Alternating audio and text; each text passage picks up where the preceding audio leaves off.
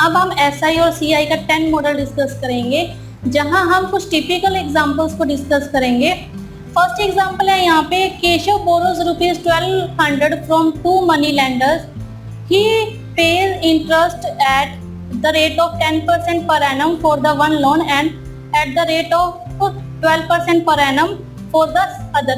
How much does he borrow at 10% per annum of the total interest paid at the end of the year is ₹130।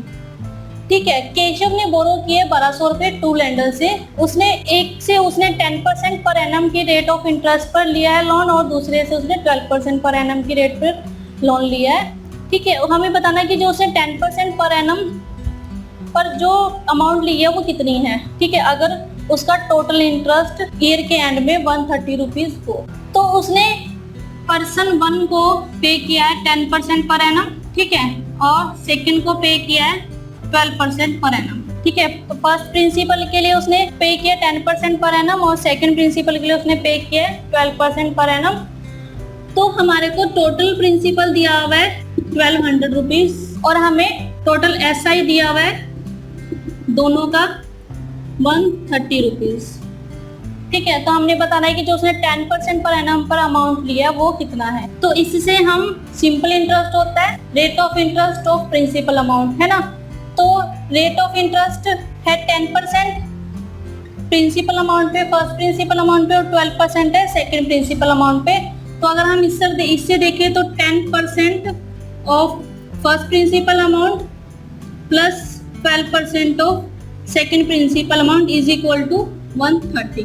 तो 10/100 first principle के लिए और 12/100 second principal के लिए, तो यह है 130। तो अगर हम देखें तो 2 पे जाएगा 5, 6, 65।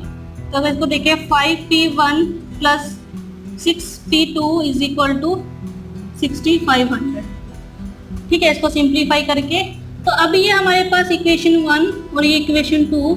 तो अगर हम इसको सेकेंड इक्वेशन में से फर्स्ट को सब्सट्रैक्ट करें तो आएगा, अगर हमें पर्सन 1 की यानी कि जो 10% का लिया था तो हम पर्सन 2 को इक्वल कर लेते हैं ताकि ये कैंसिल आउट हो जाए। ठीक है, तो हम इसको इक्वेशन 1 को 6 से मल्टीप्लाई करें तो ये आएगा 6P1 plus 6P2 is equal to 7200 और 5P1 plus 6P2 is equal to 6500।